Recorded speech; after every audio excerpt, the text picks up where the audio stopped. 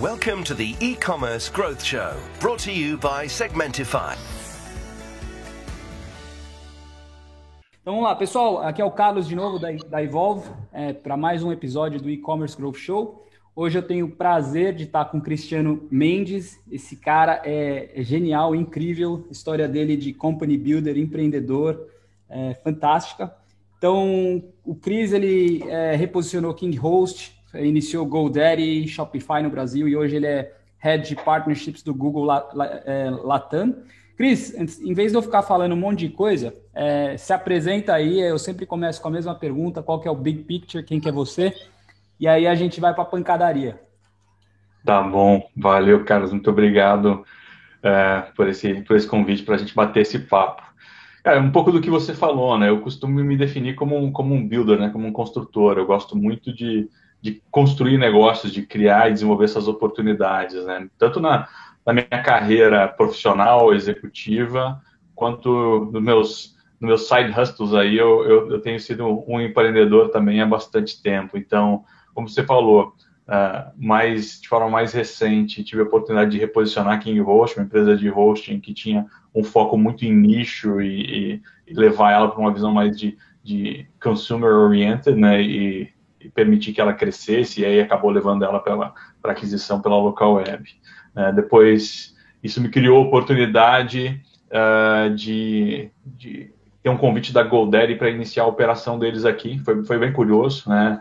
Conheci os executivos da GoDaddy apresentando o case de KingHost numa conferência em Boston, e os caras falaram, porra, fez um negócio legal para essa empresa de hosting aí do Brasil, quer ajudar a gente a entrar lá e fazer GoDaddy acontecer no mercado? Cara, bora lá, vamos fazer acontecer. E esse ciclo ele se repetiu, de certa forma, com Shopify também, conhecendo pessoas de mercado, conhecendo executivo de Shopify, que falou, a gente precisa entrar no Brasil, fazer o negócio acontecer, entender o e-commerce brasileiro. Acho que você tem uma experiência aí, né, ajudando empresas, né, de tech de fora a entrar no mercado brasileiro, desvendar as oportunidades. Eu acabei topando também e fazendo esse movimento, ajudando o Shopify a estruturar, entender o mercado aqui. A gente pode falar mais disso depois. E mais recentemente eu acabei vindo para o Google, né, para reconstruir a área de parcerias estratégicas na América Latina. Aí parece um pouco contraintuitivo, o Google, uma grande corporação, mais de 150 mil funcionários, como que isso se encaixa nessa visão de construção, nessa pegada mais executiva empreendedora? E foi justamente por encontrar e ver uma oportunidade que foi me apresentada, onde uma unidade de negócio precisava ser reconstruída, uma mudança total de estratégia, pivotou 180 graus a estratégia e precisava colocar a visão e executar essa visão na América Latina, e é isso que eu estou fazendo. Em paralelo, empreendendo também, né, cara? Eu brinco, eu comecei lá atrás, em 2005, 2006, eu criei a primeira agência, negócio de marketing boca a boca no Brasil, inspirado num negócio chamado BizAgent nos Estados Unidos. Criei a B-Marketing no Brasil, e desde então fui fazendo várias outras coisas. Hoje eu sou também cofundador de uma HR Tech chamada Zuna. Tenho atualmente uma atuação pequena lá, dado minhas outras atribuições, mas participei muito do kick-off daquele negócio. Então, em paralelo, a veia empreendedora sempre batendo forte para achar alguma coisa para fazer aí da meia-noite às 6, né? Essa que era a minha pergunta. E o tempo, como é que faz? Você tem filho também? Eu tenho uma filha de 4 anos. Como é que é? É louco, né, cara? Mas eu acho que, assim, para quem é empreendedor, eu acho que qualquer 30 minutos, 1 hora que você tem ali de ócio, você transforma aquilo em algo produtivo e é prazeroso, né? Não é um trabalho por obrigação. Você faz aquilo porque você é inquieto, você enxerga a oportunidade e pensa, podia estar fazendo alguma coisa, né? Essa história da Zuna, por exemplo, é uma startup de estágios, né, para revolucionar um mercado que é bem antiquado no Brasil. Ela surgiu de uma forma bem despretensiosa, assim, olhando o jornal, vendo uma reportagem mostrando uma fila de estudantes no centro do Rio de Janeiro para ver vaga de estágios lá no CIE. Eu falei, cara, é do mesmo jeito que quando eu fui buscar estágio há 20 anos atrás, esse negócio não mudou, não é possível, né? Essa coisa tem potencial de evoluir. Por que isso é do meu jeito? Eu não quero que a minha filha, daqui a 15 anos, se ela for procurar um estágio, ela tem que ficar numa fila no sol para pegar um elevador velho num prédio antigo no centro da cidade para ver se tem vaga de estágios, né? Então, em pleno século XXI, isso não faz sentido. Então, eu vejo que isso de encontrar tempo é muito relativo. A gente consegue fazer de forma... Quando se prioriza, né? Eu sou muito avesso àquele mantra de trabalhar demais. Eu prefiro trabalhar de forma eficiente e organizar o meu tempo de forma que eu seja produtivo. Eu dedico tempo suficiente para cada um dos meus projetos de maneira que eu seja eficiente e produtivo, né? Então, o dia tem horas de sobra, para dizer a verdade. Boa. Cara, super legal. Primeira coisa que eu quero te falar, eu vou te perguntar, com relação. Acho que tem duas coisas aqui para a gente trocar uma ideia, que é essa pegada empreendedora, mas a pegada do Google também. Com relação à pegada do Google, que você falou que a visão dos caras mudou 180 graus agora para o Brasil, né? E aí eu queria perguntar para você o que mudou para o Brasil e o que o Cristiano tem que fazer hoje nesse papel de Strategic Partnerships aí para a Latam. Tá bom. Quando a gente fala em Google, é sempre importante lembrar que a gente fala sempre de uma parte do negócio como um todo, né? Então, assim, aquilo que eu represento é uma unidade de negócio dentro de uma estrutura que tem várias outras estratégias e unidades de negócio que acabam convergindo para o plano macro do Google, né? Isso que eu me refiro que mudou foi a estratégia dessa área de Strategic Partnerships, que ela olhava muito para um modelo de negócio onde fazia parcerias com empresas no modelo um pouco de reseller, escalar o modelo de venda de anúncios através de parceiros e tornar isso basicamente um canal de distribuição, aquele modelo de channel sales antigo, né? O que a gente mudou foi entender que esse modelo ele não faz sentido no mundo de hoje, né? O usuário ou ele é self-service ou ele não tem contato com o produto. Então, a minha área ela tem o papel de construir e encontrar as novas gerações de clientes do Google, com um foco muito grande no PME. Então, eu vou atrás de parcerias com empresas de tecnologia que já tenham uma base significativa de pequenos e médios negócios, e através de APIs a gente faz uma integração, permitindo com que Dá um exemplo prático aqui. A gente lançou uma parceria com o Mercado Shops, do Mercado Livre. Eles têm lá centenas de milhares de merchants vendendo no Mercado Shops. Esse cara, para fazer uma campanha de Google Shopping, ele precisa ir lá, exportar XML do inventário da loja dele e tudo mais, subir no Google Shopping na plataforma, organizar tudo, definir campanha, aquela complexidade toda. O que a gente faz para tornar isso muito mais amigável? Eu vou lá, bato na porta de Mercado Shops e falo, cara, vamos fazer uma parceria aqui, integrar nossas APIs. Dentro do teu dashboard, a gente vai colocar essa integração e o teu lojista, com 4, 5 cliques, ele vai ativar uma campanha de Google Shopping. Ele vai lá selecionar que produto que ele quer, define o orçamento dele e, pum, põe no ar, tá valendo, tá rodando. Então, a gente simplifica e torna muito mais amigável para que esse pequeno negócio possa se beneficiar dessa ferramenta que é incrível para gerar negócios e oportunidades para ele. Então, o meu papel, o papel de Strategic Partnerships dentro da visão global do Google é permitir que PMEs tenham mais facilidade em usar os produtos do Google. O cara não precisa entrar lá no admin do Google AdWords para estruturar uma campanha, que isso a gente entende que é bastante complexo. Legal. E hoje quais são os principais produtos oferecidos? Só por uma curiosidade, assim, entender um pouco mais o que vocês estão oferecendo. É AdWords?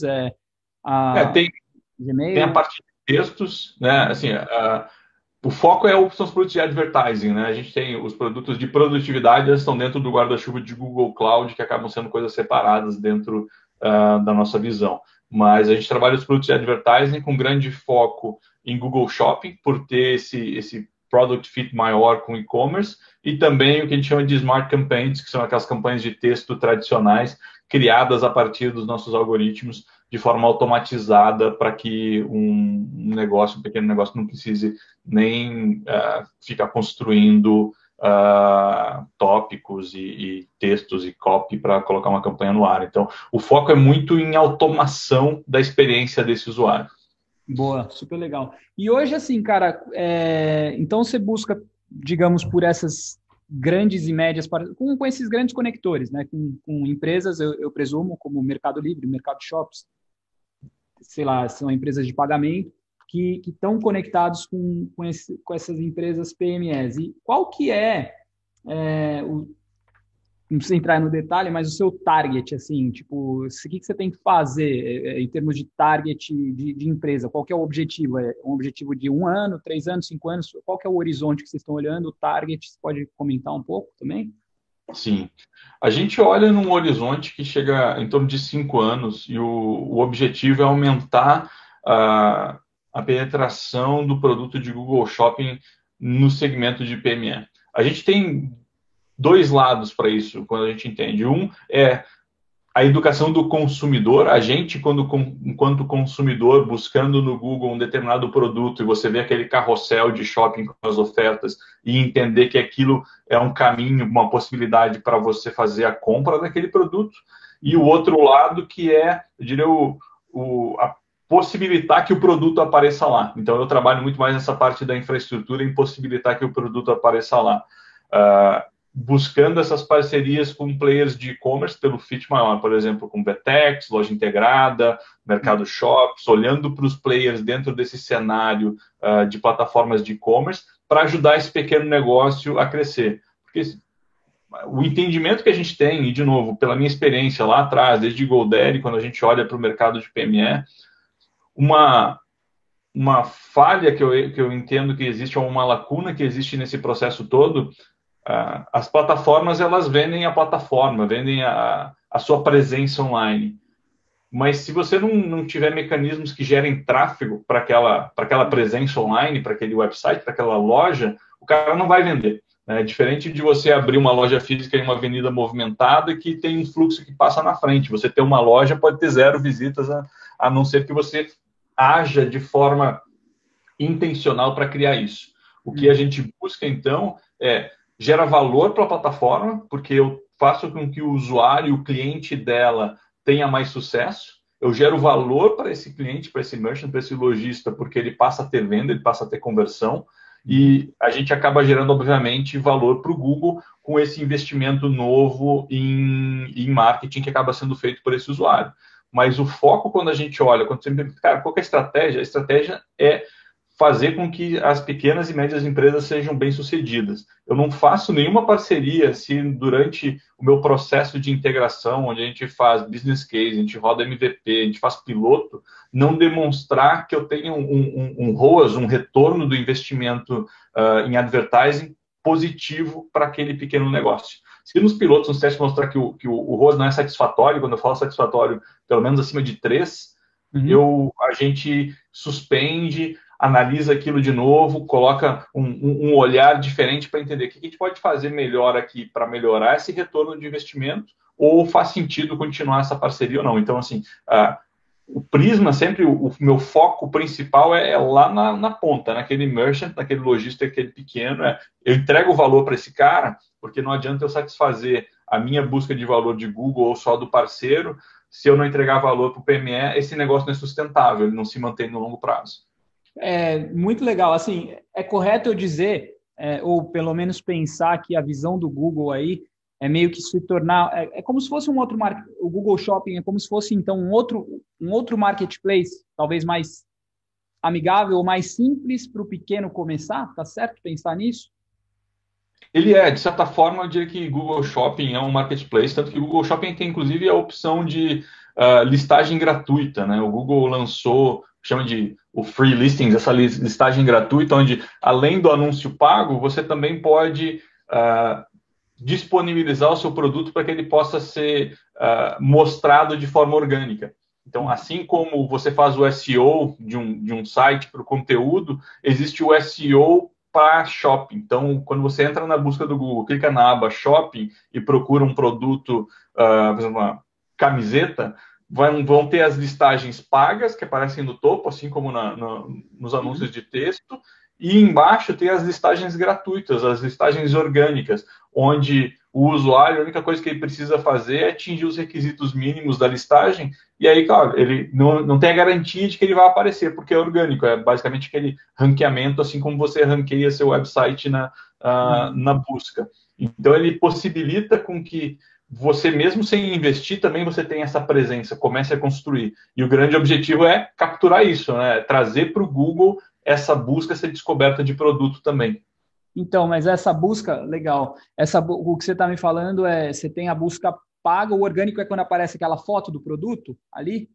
Os dois aparecem a foto. Se você buscar, fizer uma busca no Google por um tênis, vão aparecer opções pagas na página principal. Mas tem uma aba específica de shopping dentro da busca. Então, aparece no topo os pagos e abaixo dos pagos o orgânico, que é essa listagem onde o usuário não está pagando nada para aparecer, mas ele já consegue gerar venda. Então, de certa maneira, pode ser visto como um marketplace, mas ele também adiciona valor para a Marketplace, que Marketplace também aparecem naquela listagem. Então, eu diria que é um canal de aquisição, né, para esse usuário, para esse lojista. Na verdade, é um começo de jornada ali, né? Que o cara pode ser estratégico para os tipos de produto que ele vai listar ou vai colocar para ele entrar num marketplace, ele entrar sei lá, direto para o site, entendi. Sim. Incrível. Falando um pouquinho de tendências dos estudos que que você me mandou, vamos falar um pouquinho de tendência que você está vendo aí no Brasil, o que aconteceu na pandemia. Você pode comentar um pouco, Cris? Você lembra de algumas coisas? Posso sim. Eu acho que o que a gente vivenciou, e aí eu diria que eu comecei a pandemia do outro lado da mesa, né? No começo da pandemia eu ainda estava em Shopify, e eu lembro muito bem como a operação global da Shopify, a gente começou a enxergar já na Ásia o impacto da pandemia e repensou a atuação do negócio de e-commerce já lá em início de janeiro, fevereiro do ano passado. A gente viu muito rápido essa transformação do varejo, a necessidade de uma mudança, a necessidade de repensar o negócio, até mesmo de plataforma de e-commerce. Então, num primeiro momento, você tem o impacto e entende o que eu faço para ajudar o meu lojista a continuar vendendo. E aí você está pensando só naquele lojista que está online, né? O que a gente viu nessa primeira fase de transformação, né, nessas tendências que começaram a acontecer, foi a plataforma de e-commerce, quem está vendendo online, precisa criar mecanismos de entrega mais eficiente, de permitir in-store pickup, ou que chama aquela entrega na porta de casa, o curbside pickup, enfim, esses elementos começaram a aparecer. A venda através de gift card potencializada, para que você pudesse fazer uma venda hoje, capturar receita, mesmo que você fosse fazer uma entrega futura de produto para garantir que o negócio continuasse sobrevivendo. Eu diria que essa foi a primeira onda. O que a gente começou a ver, e aí olhando aqui para o Brasil de forma bem acelerada, foi quando, naquele momento, naquelas fases de incertezas, os governos, os municípios decretando fechamento de comércio, a gente teve algumas iniciativas de lockdown em regiões onde o comércio fechou por completo, uma necessidade de olhar para quem não era digital, para o cara que estava no mundo offline e passou a não ter nenhuma opção de vender o produto dele. Então, aí começaram a surgir algumas coisas que você via em fachada de loja, cartaz feito à mão, o cara dizendo que estava vendendo para o WhatsApp, colocando o contato para tentar criar mecanismos para continuar vendendo, né? Então, ele teve um impacto direto na receita dele, fechou as portas, tinha que pagar funcionário, o aluguel continuou chegando, tinha fornecedor para pagar e o cara precisou se reinventar.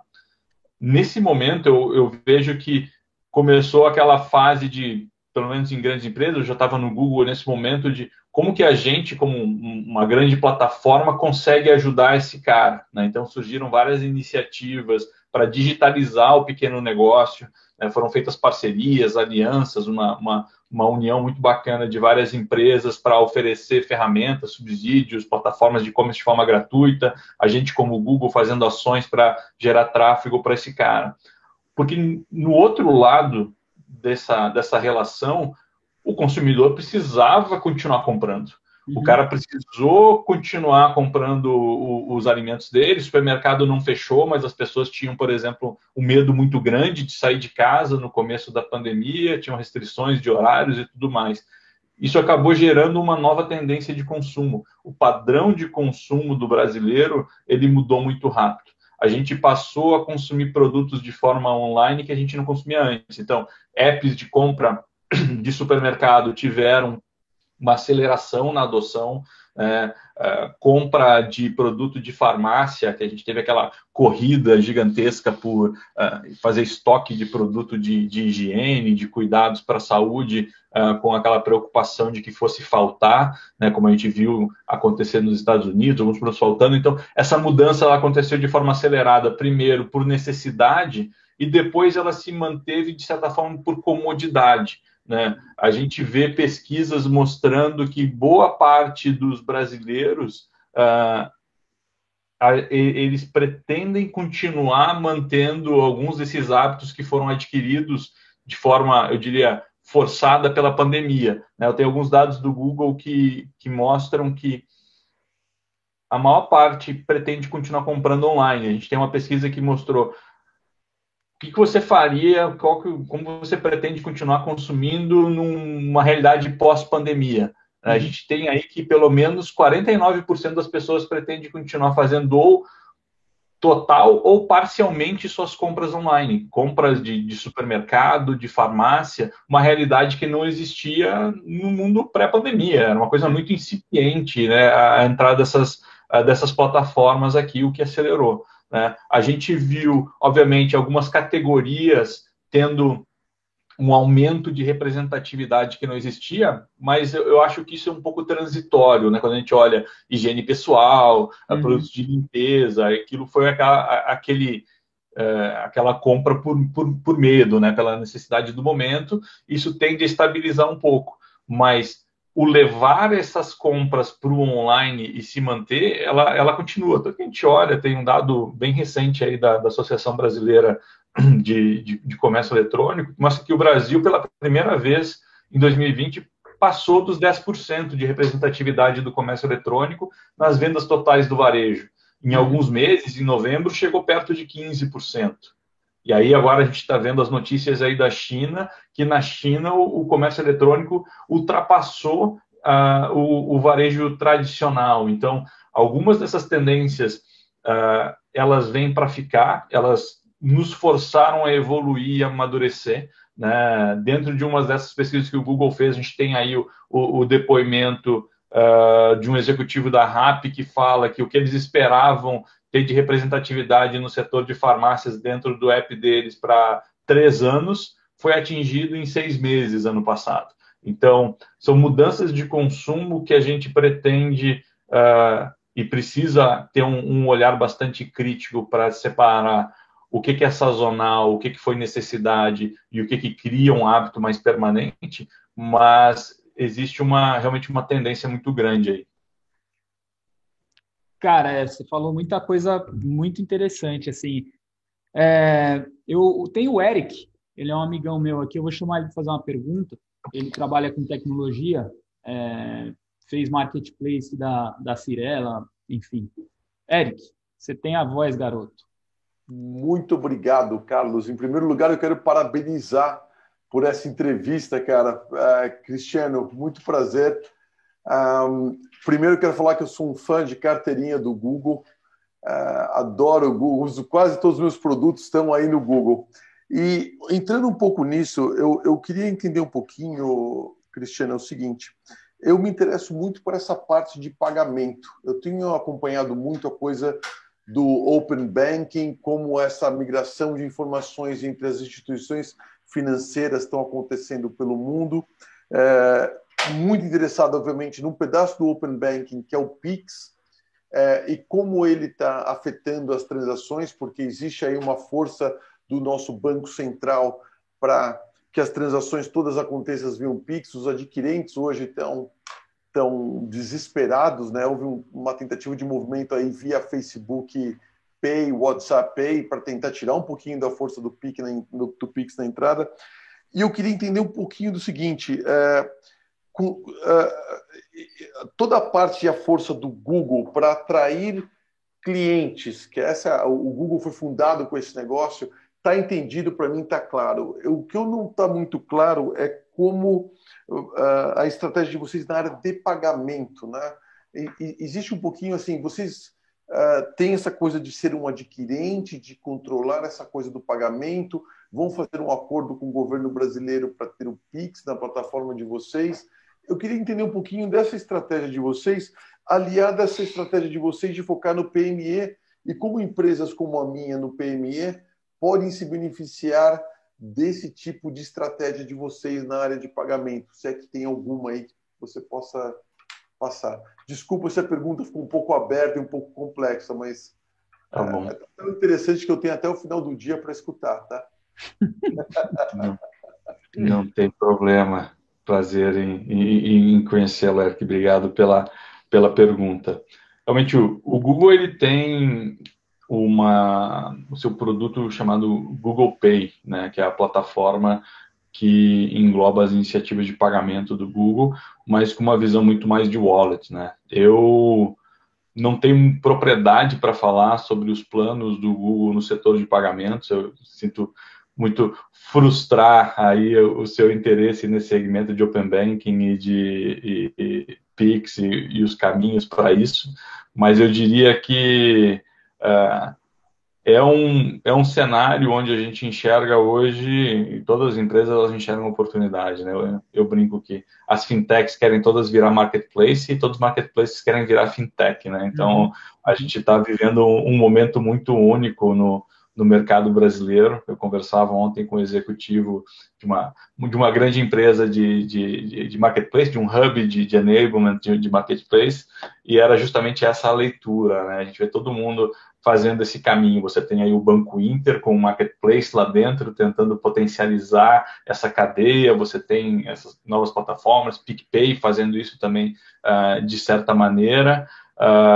E o caminho inverso também, né? Você olha grandes players evoluindo o seu portfólio de produtos de pagamento, o Mercado Livre, com o Mercado Pago e todas as empresas aí, a gente acaba vendo esses anúncios, as notícias nesse crescimento.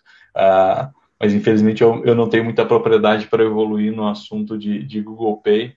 Como eu falei no começo, o Google é um monstro com 150 mil funcionários, então a gente acaba cuidando de uma parte um pouco relativamente pequena do negócio. Comparado com outras empresas, é um negócio gigantesco, mas dentro do universo Google é um pouco limitado. Eu não tenho muita visibilidade, muito diferente daquilo que que vocês acabam vendo também pela mídia aí, o que acontece. Então, infelizmente, é essa a minha visão. Eu entendi. Deixa eu só entender uma coisa, desculpa, Carlos, é uma pergunta rapidinha, tá? No caso, a sua responsabilidade é por partnership, né? Independente do produto da Google. Quer dizer, eventualmente, se existir algum tipo de partnership que está acontecendo nos Estados Unidos com o Pay, por exemplo, você teria essa capacidade de tropicalizar ele e oferecer isso para o Brasil? Ou você está um pouco focado em alguns nichos específicos aí? A minha área de parcerias para produtos de advertising do Google. A gente tem existe uma divisão dedicada para Google Pay, por exemplo, que cuida só dessas parcerias do crescimento do produto Google Pay no Brasil, na América Latina, né? O meu negócio é vender anúncios através de parceiros. A gente tem um potencial cliente chamado Nick Johnston aqui, que inclusive ele tem abate de latte, ele tem uma empresa de gin também. A gente estava falando do gin. Você toma gin? Eu tomo, é bebida da moda, né? A gente tem que estar por dentro do que está acontecendo no Brasil, né? Ô, Nick, eu já arrumei mais um embaixador aqui. Pode soltar. Mais um embaixador. Porque paga por advertising nesse momento, com o movimento dos bars, acho que não vai mudar muito o income de Google. Não, mas você pode colocar o gin já para vender online. Não dá para fazer um movimento frictionless aí, ô Cristiano? Eu fiz recentemente uma palestra para Cielo, né? A gente falando dentro desse universo de pagamentos. O Google a gente desenvolve uma parceria com a Cielo no movimento de digitalização, e eu falei sobre alguns dos 4 pilares da visão do Google para o futuro do comércio, e um dos pilares é justamente esse, né, o fato de ser frictionless, né, a gente remover a fricção ao máximo no processo de compra, no processo de interação com um produto. Eu acho que hoje a gente ainda olha para essa experiência de consumo com muitas etapas, né? Você vê que você vai procurar comprar um gin, por exemplo, se você faz a busca no Google, você vai clicar em um anúncio, que você vai cair potencialmente no site, vai adicionar no carrinho para fazer o checkout.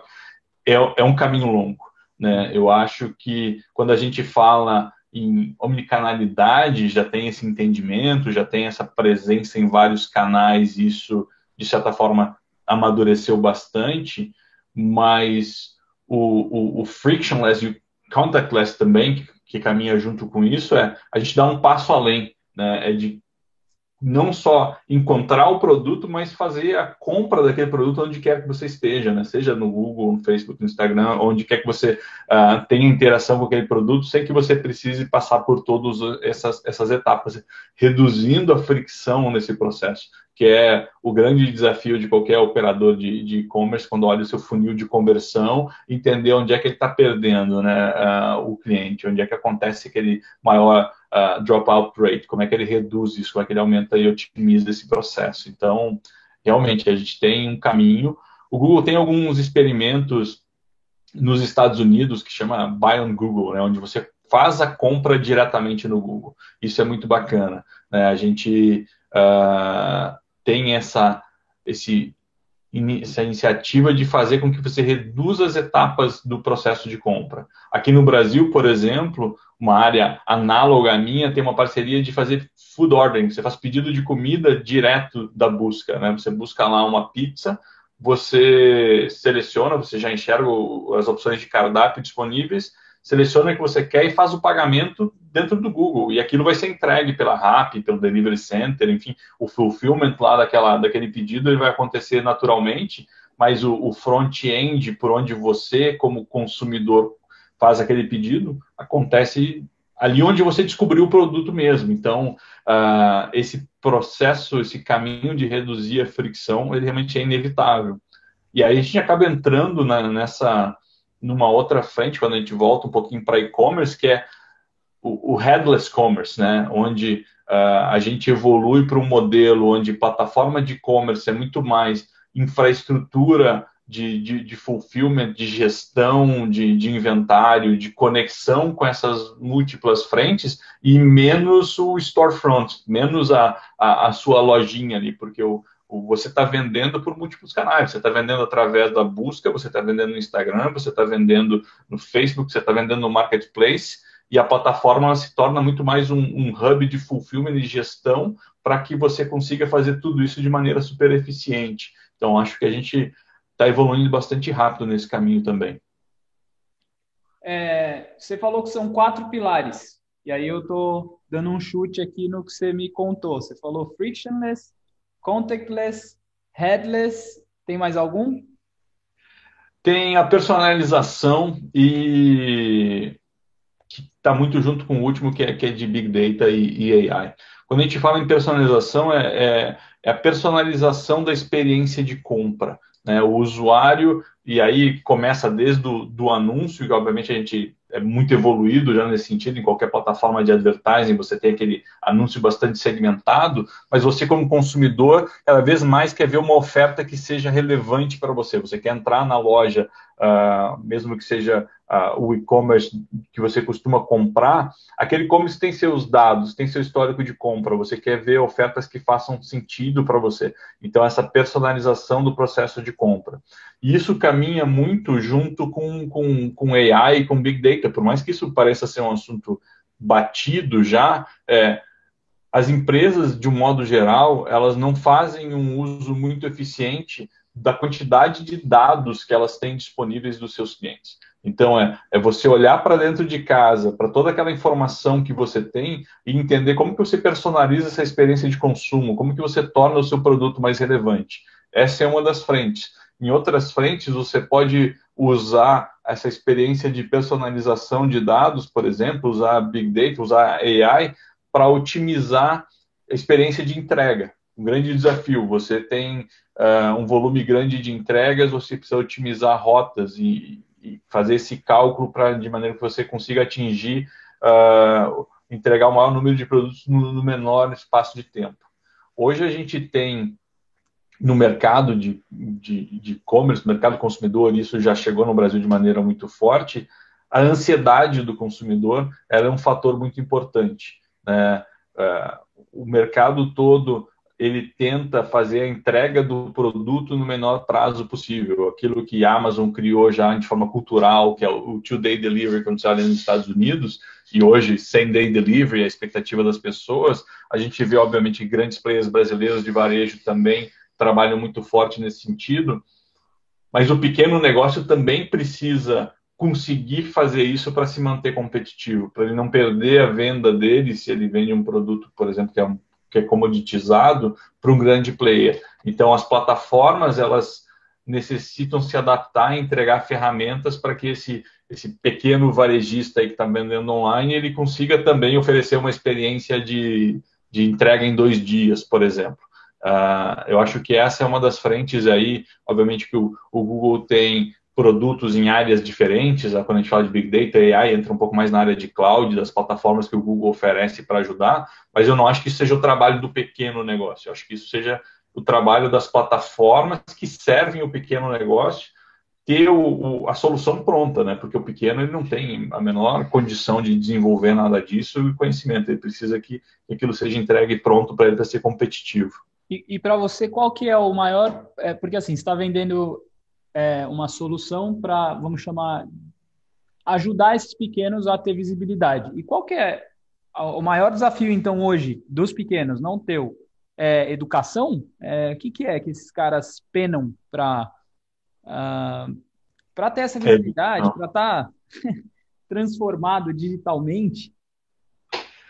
É educação, né? E isso é algo que, mesmo em uma empresa como o Google, a gente olha para os mercados são muito diferentes, né?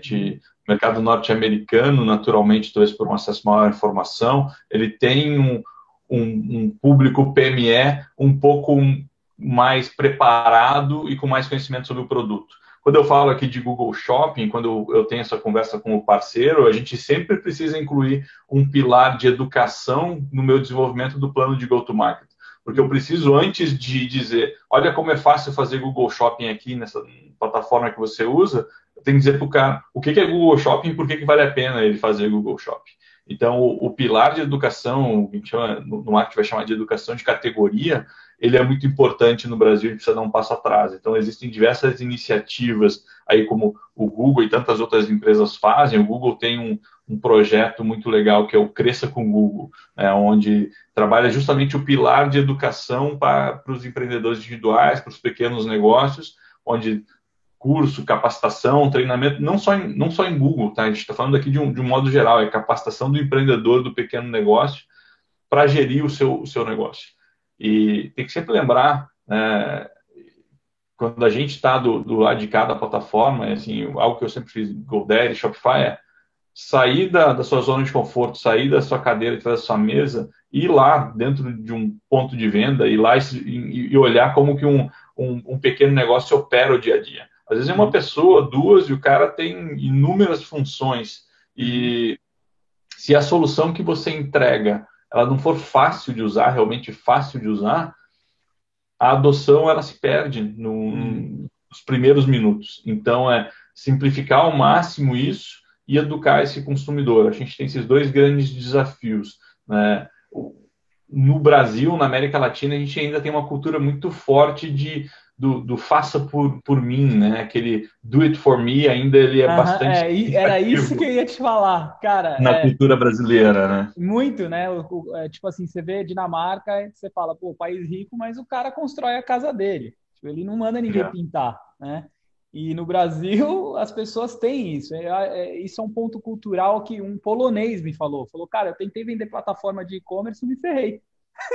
E os caras não querem um autosserviço, né? Eles querem uma agência que vai fazer para eles. É um ponto super interessante cultural isso. Legal. Outra pergunta que eu quero fazer para você, Cristiano, é com relação a... Bom, você tem que vender ads. E como é que é? Porque no Brasil a gente é meio que com relação ao presente e futuro do marketing. A gente vê essas grandes plataformas de, por exemplo, TikTok chegando com força, né? Instagram muito forte, WhatsApp muito forte. Então, você aí no papel de Google, vendo que as pessoas têm uma relação forte com essas mídias, como é que é esse... Porque eu acho que tem também a ver com ser frictionless, né? Já que muita gente talvez está digitalizada e fazendo negócios via WhatsApp, eu estou falando bem mesmo de pequenos empreendedores, tem alguma relação para você desse canal para fazer negócio, para ajudar na educação? Você pode comentar um pouco sobre isso? Sim.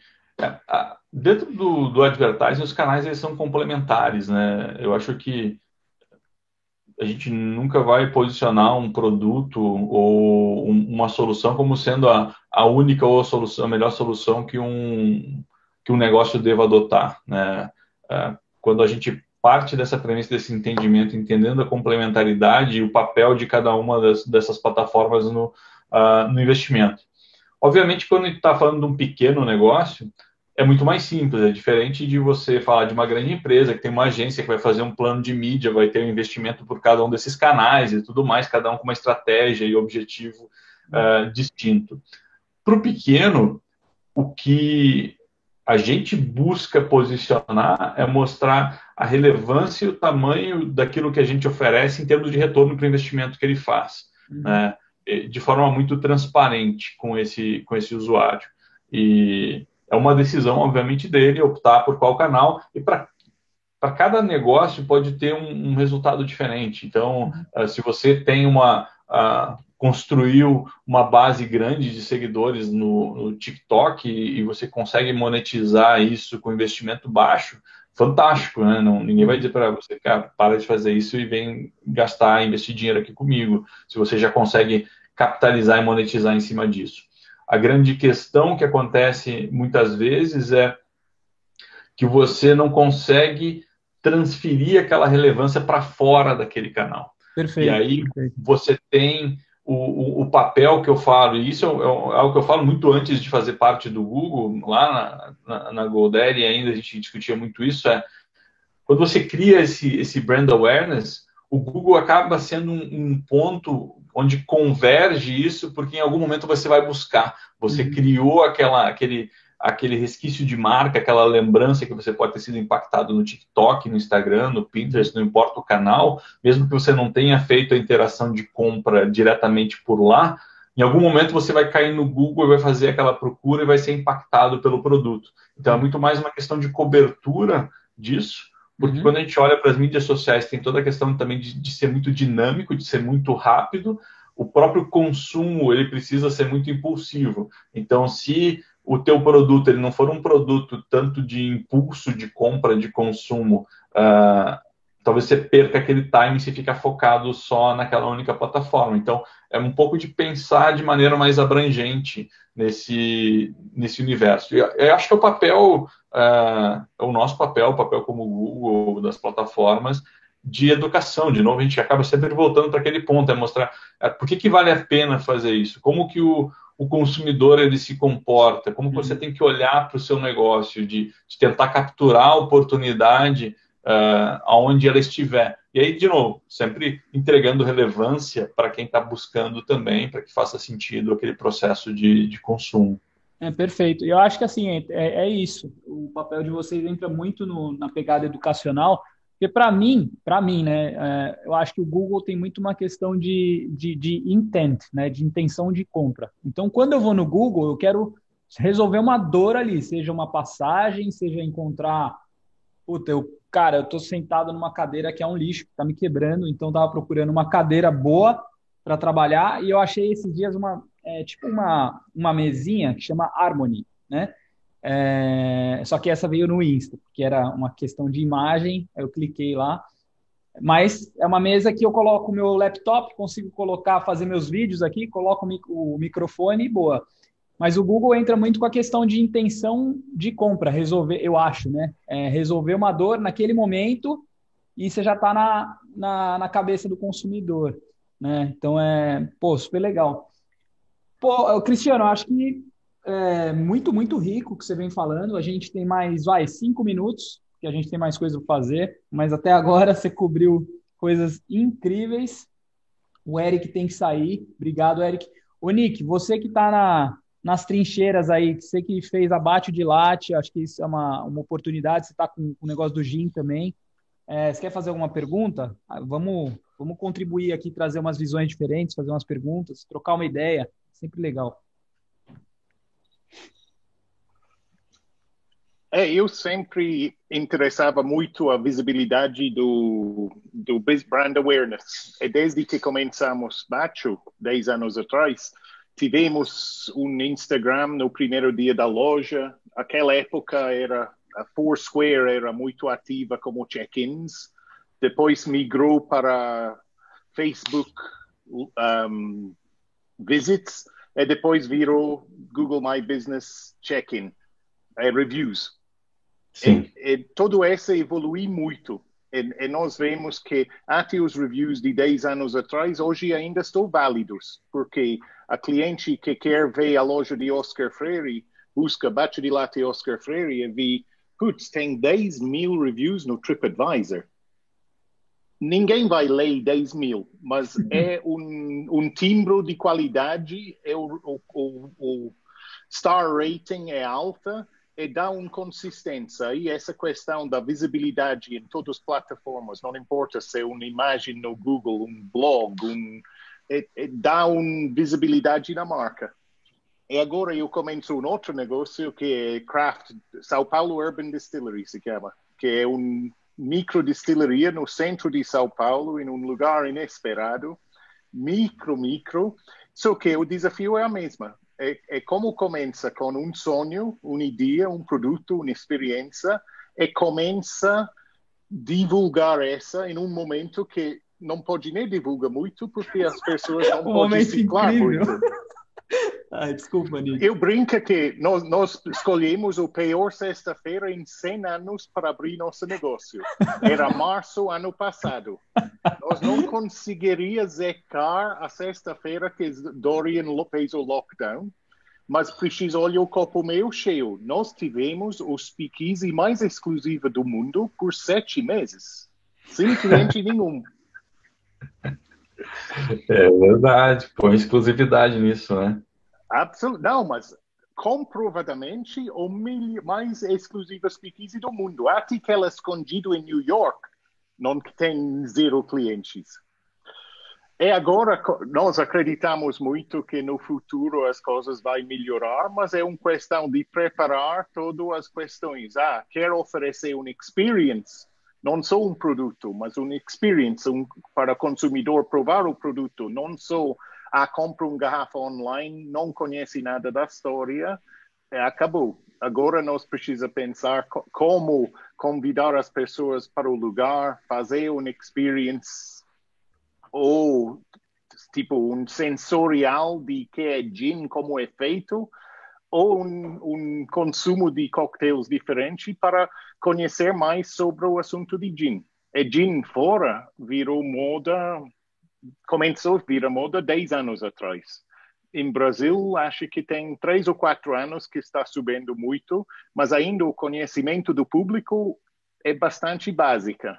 E para fazer isso, precisa educar, mostrar e criar essa fidelidade.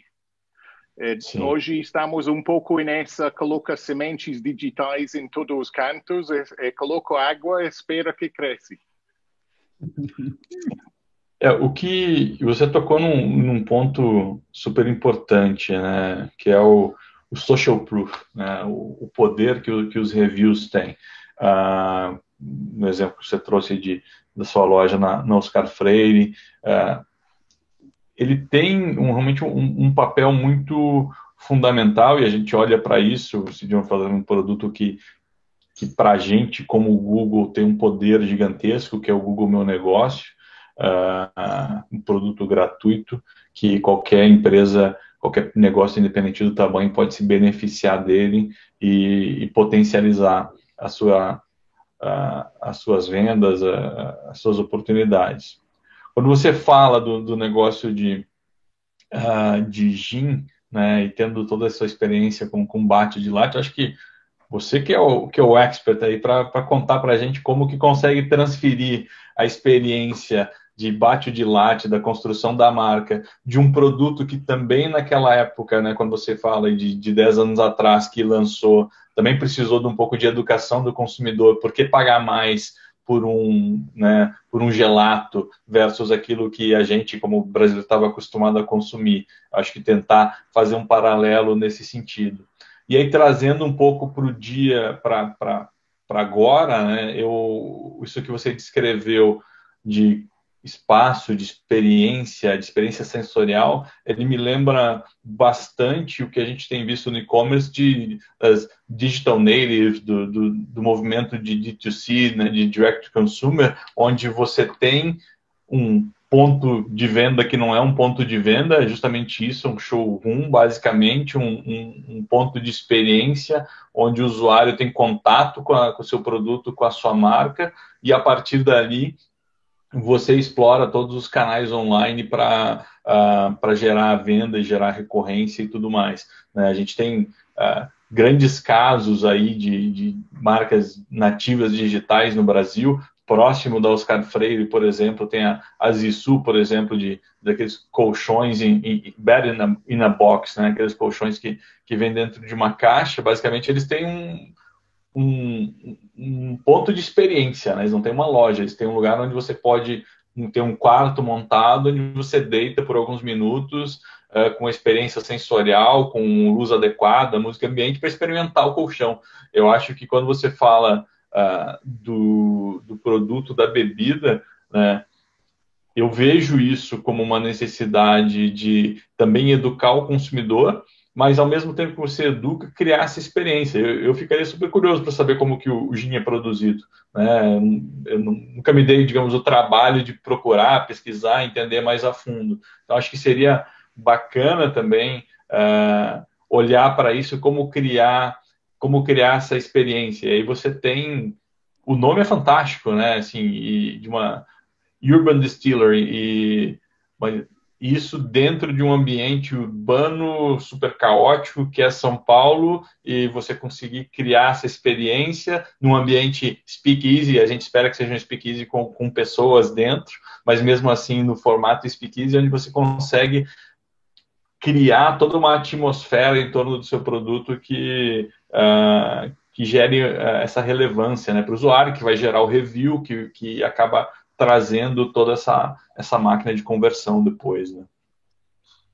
O interessante que você falou como eu transferi para o gin. Na realidade, o expertise fez o sucesso de Batcho. A parte digital, sem dúvida, foi uma grande alavancada no negócio, porque São Paulo, tão grande como os consumidores usam smartphones desde 15 anos, não nem 15, 12 anos atrás, como um mapa tesouro. E se um amigo que você confia fala bem de um lugar, você presta atenção. Se você vê na Veja, talvez um pouco menos, porque tem tantas opções que é muito difícil filtrar nos poucos dias que você tem para jantar fora, para ir em uma balada, para tomar um drink. Você fica super seletivo onde vai. Muitas vezes as indicações dos amigos são os mais certos. Sim. O que é engraçado é que no Batcho eu passei noites e noites melhorando os dados no Google My Business. Por quê? É uma ferramenta totalmente de graça, mas não é de graça porque você precisa entender, aprender, fazer em um modo super constante, em modo que os algoritmos te acham. Tem o mesmo número de telefone em todas as plataformas para Google sabe que essa é exatamente essa. Places from around the web. E se não matcha name, address, telephone number, postcode, Google se descarta e diz, não, pode ser em outro lugar, aí precisa aprender bastante. E com o tempo, nós descobrimos, mas precisa colocar um virtual tour, porque a pessoa que nunca colocou Pay na loja não vai ser convencido. E tem pessoas em outros lugares que não podem visitar a loja física. Aí escolhemos os pior performance lojas e fizemos um fotógrafo 360 que fez fotos em, não sei, 24 pontos na loja, em modo que realmente você pode fazer um passeio dentro da loja, da fora da loja, dentro da loja, e a última foto fica dentro da vitrine de gelato. Aí você tem o bird's eye view de gelato. Olha para a esquerda, gelato, direita, gelato, embaixo, gelato. E todas essas coisas que, no fim, mais boxes que você tica no Google My Business, acho que tem um sistema de ranking que, você é um estudante perfeito, fez todos os dados consistentes, tick. Fez fotos, tick. Fez o link para o website, tick. Fez o número de telefone consistente, tick. Fez os 3D tour, o tour virtual, tick. E no fim você fica mais alta no busca, porque Google tem certeza que a pessoa buscando gelato italiano em São Paulo, a mix é mais completa. Sim. Essa foi muito bom.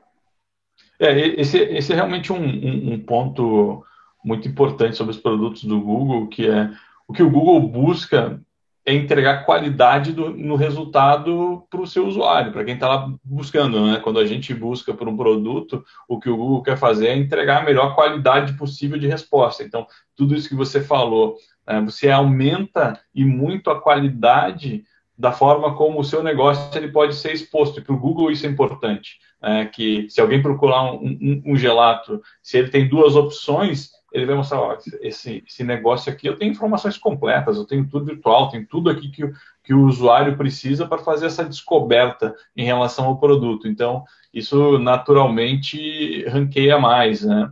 Mas é um caminho que poucas pessoas ainda fazem, né? A gente sempre volta no ponto lá de educação, que é mostrar... você tem que investir tempo, né? O gratuito, como você bem falou, é um gratuito onde você tem que buscar informação, você tem que dedicar tempo para construir uma presença consistente, sólida. Em algum momento, se você tiver a possibilidade de fazer o que você fez, contratar um profissional para fazer tour virtual, boas fotos e tudo mais, né? Então, a gente vê isso de forma muito presente em várias indústrias, né? Como eu falei, eu tenho meus negócios paralelos, empreendedores, eu sou sócio de um hotel no interior do Rio Grande do Sul. E um dos principais canais, além do próprio, a gente tem o TripAdvisor, que tem um papel fundamental, mas também o Google Meu Negócio.